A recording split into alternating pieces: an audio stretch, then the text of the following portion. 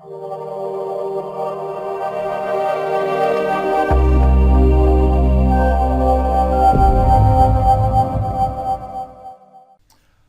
it's Diederik Gelderman here, and welcome to the third training in the 5-part training that I call the Veterinary Practice Profit Formula, or the Veterinary Practice Conversion Formula, if you don't like that P word, that profit word. So 2 weeks ago we started talking about leadership. Last week we talked about having an awesome team and how you can develop an awesome team. This week it's all about clients. Your ideal client, where do you find them, how do you attract them, and how do you retain them? Some really important and simple strategies are what we'll share today. Then next week it's all about your client care programs and your patient care programs. And in week 5, we're going to talk about managing your finances. So these 5 foundation steps are what creates practice success. When you get these 5 keys in order, instigated, implemented, working, functioning, whatever term you like to use, when you get these 5 happening, then your practice will be successful, whatever success means to you. It's that simple.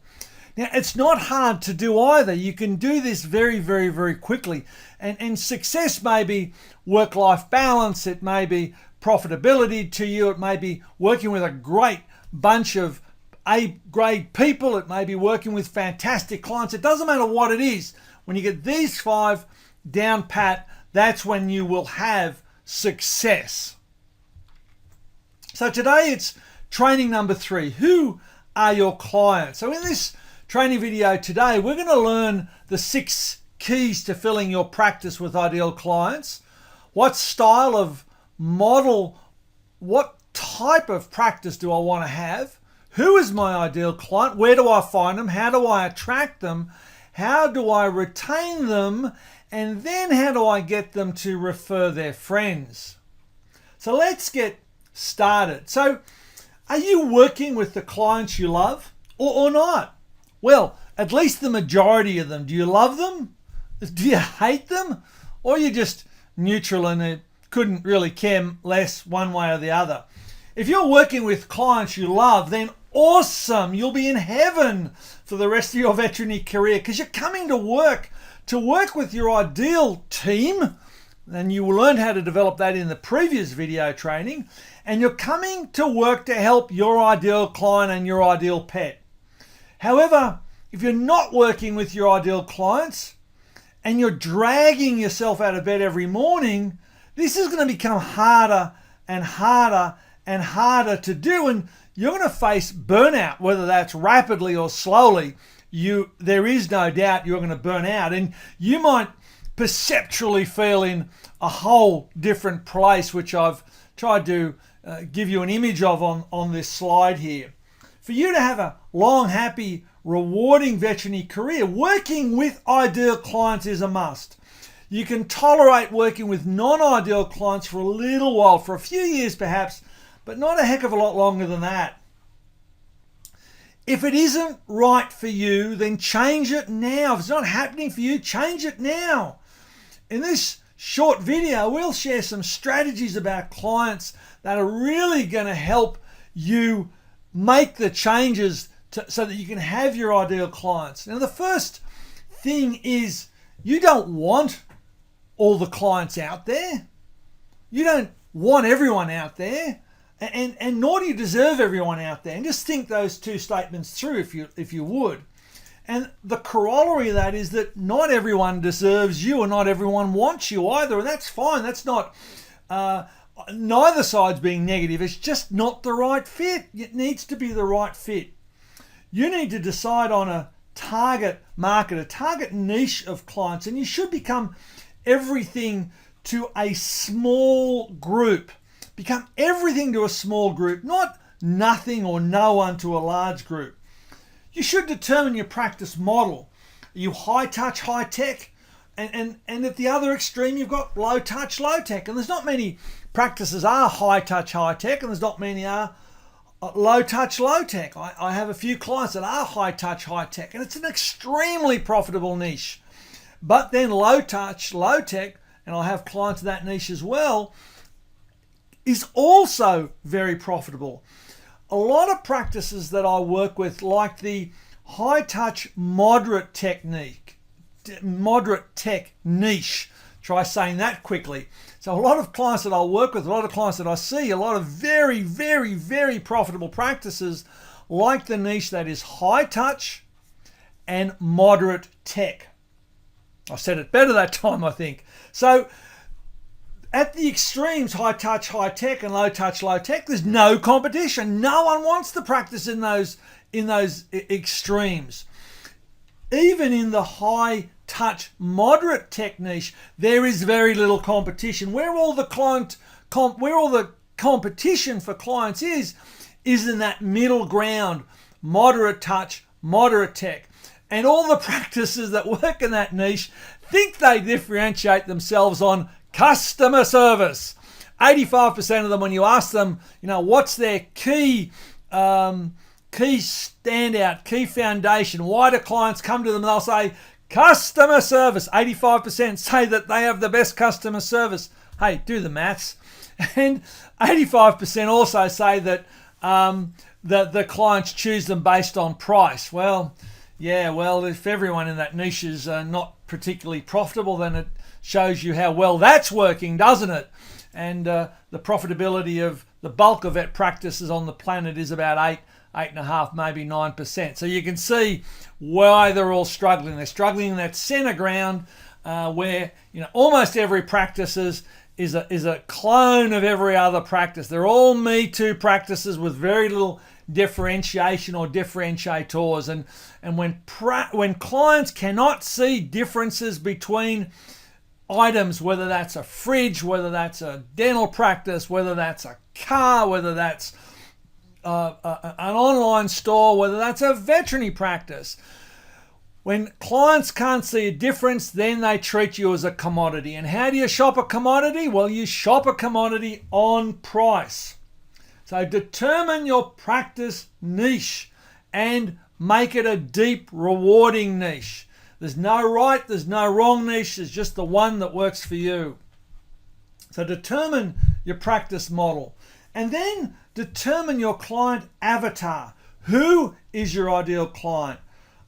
What's their age? You may or may not need to know their sex. Typically, most of our clients are, women. 60% or so are women. But some practices do target more male or more female. So age, sex, income level, marital status, and whether they're straight or not straight is really important as well. In my practice, we had a lot of gay and lesbian clients, and they were some of the most fantastic clients for us. And the other practices in town didn't really want to deal with them, and we thought they were lovely. So occupation, zip code or postcode, are they married or unmarried? Do they have kids or no kids? They send the kids to private schools or public schools. As I said, their occupation, how far do they live away from their place of work? So these things are really easy to determine by doing a simple client survey at your reception area. You can give a little survey to your top 100 clients or top 100 or 200 clients or top 300 clients or whatever, and determine the commonalities. And then you know what your client avatar is. You'll know where they live, what they do, where they work, whether they go to church or not, what sort of car they drive, how many cars they have, do they have a boat, what's their income level, etc., etc., etc. So easy to get all these data from your clients. And then once you know this, then you know where to find similar clients. Birds of a feather flock together and all those sorts of things. So there's this. I'll give you some examples of client niches and client avatars. So the easy examples are where you have a very strong interest in a very small group. Say, for example, birds, and Alex Rosenwax is an example. Richard Lowe is a fish vet. David Vella does exotics in general. Then I'm sure you know lots of vets that do horses or cattle or sheep or pigs, and then there's others that do a cat specialist or have a predisposition or predilection for cats. This gentleman on the screen here, a friend of mine, is Glenn Collett from Petersham Vets, and he has become very targeted, and I'll share a little bit of Glenn's story a little bit later on. And then a coaching client of mine in South Africa has targeted Great Danes, so she's become not a Great Dane expert, but has a very great passion for Great Danes, and most of the Great Dane owners in this particular town will go to her. So look, you may choose, like one of my clients in Melbourne, to focus on the more complex medical and surgical cases. Now, these guys aren't specialists. They're not a specialist practice, but they have a reputation for excellence which is spread far and wide, and all the clients locally know that they're the go-to practice when their pets are sick. So they'll go to other practices when the pets are well, but these are the go-to practice when the pets are sick. Now, so they don't do too many vaccinations or desexings, but they do a heck of a lot of more complex cases, and that's the sort of medicine and surgery they love. It's rewarding to them on all levels, including financial and lifestyle. The practice owners only work 3 days a week, and they have 8 weeks a year holiday, and they travel insatiably. So then you may even choose a practice modality like Kate Haynes from the Latrobe Group, who has a special interest in biomechanical therapies, chiropractic osteopathy for animals, or Tony Hanegraaff, who is similar but has a slightly different interest. Now, there are other practices that I know that focus more on senior pets, or pets with behavioural problems, or cats. You don't need to be a specialist to develop these niches and to make your reputation. You merely need to determine that this is your area of special interest. Go for it, concentrate on it, market it, attract the clients, retain the clients, reward the clients for bringing their friends in, or encourage them to bring their friends in. So determine where your passion is. Determine the type of client that you can serve best. Develop your avatar and start the process. And you will love getting out of bed every morning and coming to work, because you'll be seeing clients and patients that you are passionate about. This is so easy to do, and yet we don't do it. So determine your passion. Determine your passion. So the next thing I want to talk about is where do you find your ideal client, and how do you attract them? Look, it is so easy these days. It is so easy, so much easier than it used to be, and so much easier than you think it is. The most effective methods now include the practice website and your YouTube channel. They're the two key marketing tools. Of course, your staff have to be good and friendly, and you have to be good and friendly and everything like that. That is an absolute given. But when you've got that in place, then the most effective methodology for sourcing new clients is a practice website. Okay, not a generic one that are cheap and nasty and like so many practices have. But you need one that's individuated, that showcases who you are, what you stand for, what you do. It stands out and it's different. And then a YouTube channel like the Smithsonian YouTube channel that features the bionic vet from, if I remember correctly, from he's Irish, if I remember correctly. Awesome show if you haven't watched it. So a YouTube channel is really, really, really important for a practice, for your practice, with appropriate videos showcasing what you do. And remember now, YouTube is owned by Google, and if Google has a choice between elevating an article or a website or a YouTube video, in search order rankings, if that makes sense, the Google will always rank the video above the other two. So you'll always get ranked higher on when you use video. Now, I'll give you some recent examples of how easy this is to do and how well it works. I'll get to this slide in a sec. A client of mine, Amy, up on the north coast of New South Wales, she went and gathered the recent census data, the census information, and she determined in which local suburb her ideal clients lived.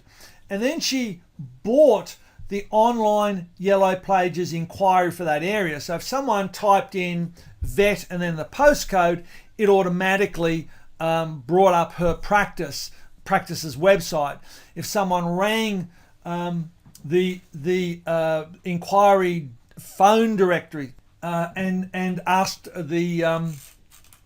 for a veterinarian in a postcode or a suburb, again, she was the one that came up first.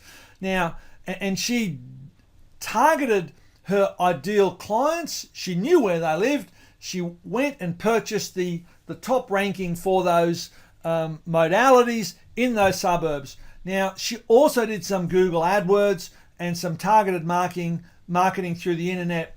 Business just went gangbusters. I'll actually go back to Dr. Colick's image. This is Glenn Colick, a vet from Petersham in Sydney. He calls himself now the French Bulldog vet or the Frenchie vet. He's been doing this now for just on 15 months, and he started by going to French Bulldog Facebook groups and sites and just giving feedback about various conditions and whatnot. And now he is the go-to vet for French Bulldogs for the whole of New South Wales and maybe even Australia. And people travel for hours to go and see him. They even fly in to come and see him because he's perceived as being the expert on Facebook, on French Bulldogs. And he did this all on Facebook. It cost him virtually nothing, just a little bit of his time. I have a client in Melbourne who has quite an unusual practice, and I won't say what it is because I'm not at liberty to do so, but she has a very targeted niche. A particular kind of pets is all that she serves.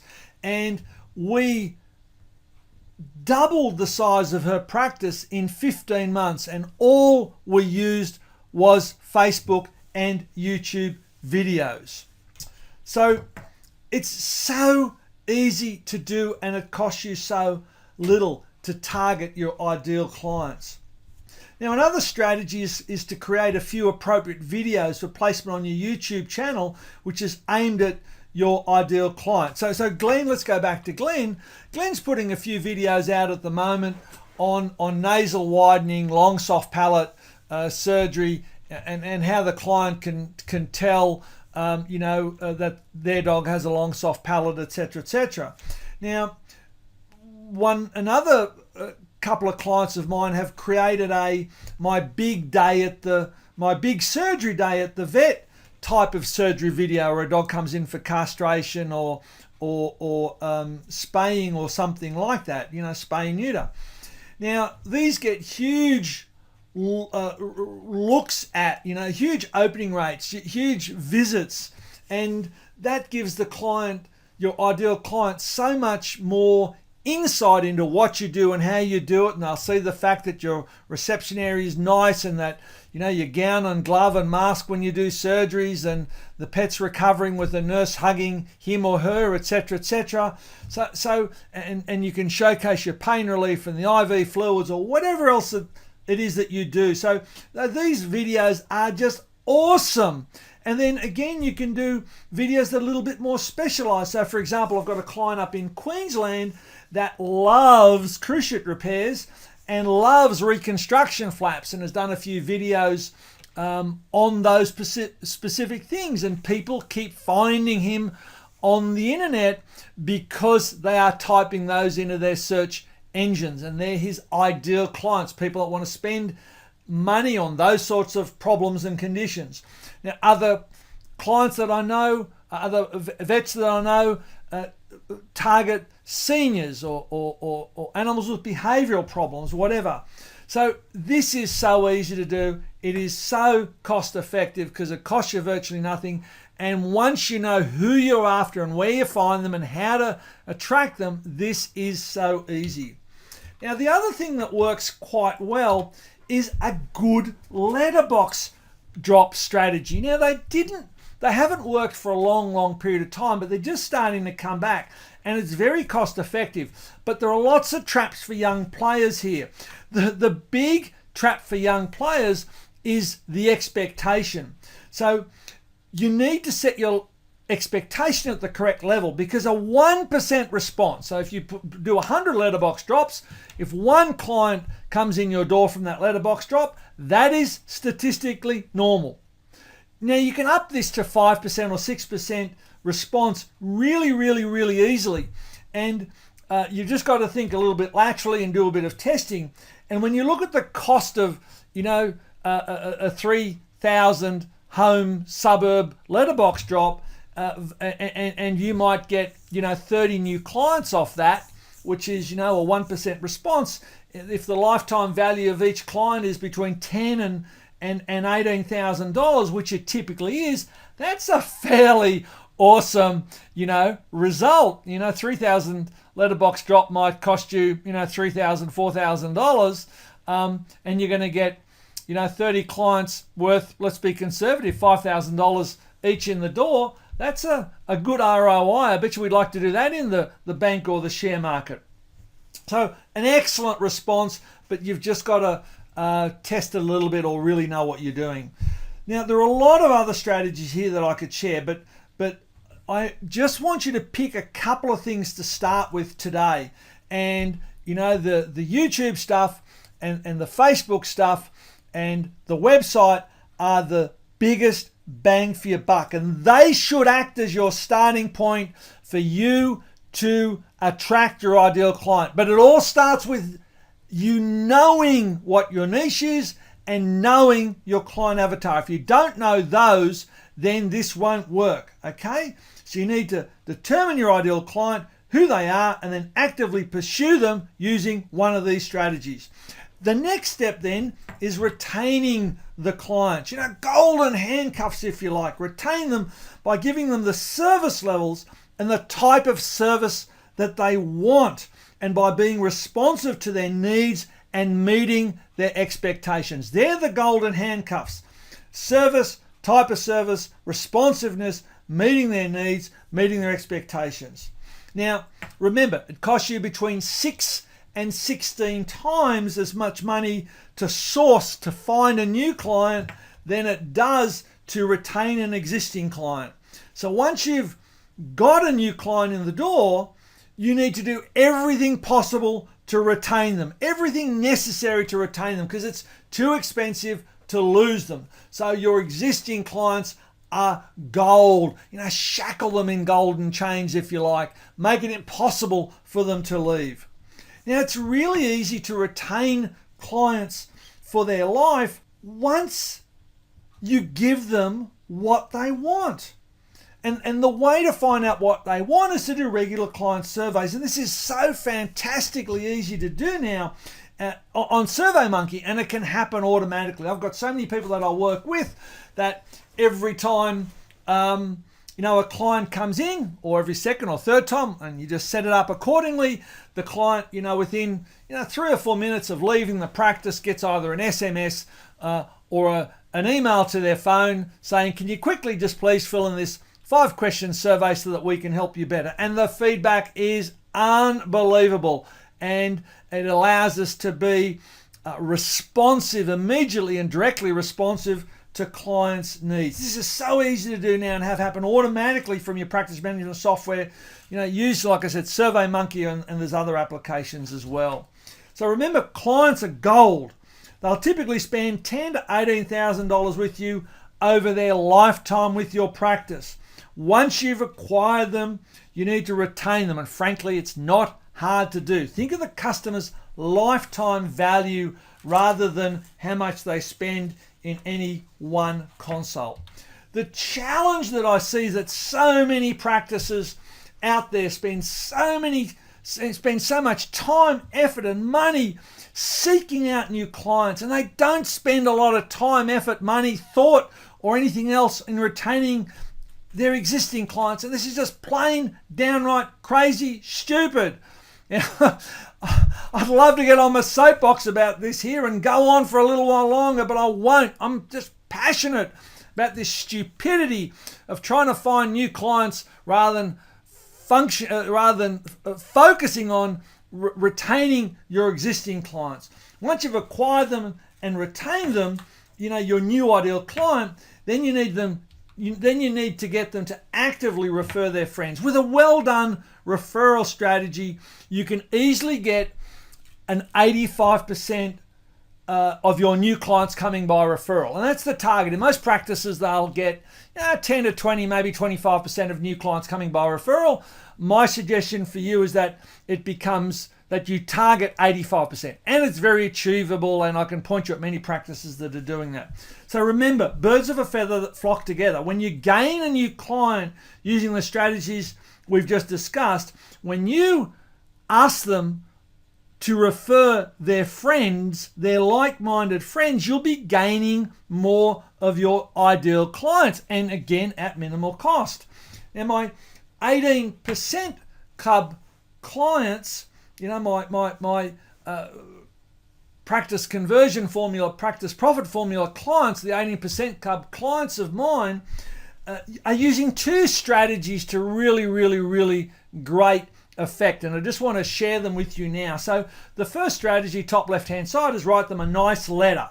So write a nice letter to the existing clients asking them to refer their friends. This works really well, and typically we're getting a 10% response. So if you send a letter, if you send 100 letters to 100 different clients, you'll get 10 new clients coming to you by referral. And you can easily send a letter like this to all of your A-grade clients once a year. I've got a few practices that are even changing the letter slightly and doing it twice a year, and still getting a really good response, and not getting any negative pushback from the client when they phrase the letter correctly. You've got to be a welcome guest, not a nasty pest, if that makes sense. So you can't say, I need a client. You can't come from a point of desperation. So the two big keys here are to write the letter from a position of strength, not desperation.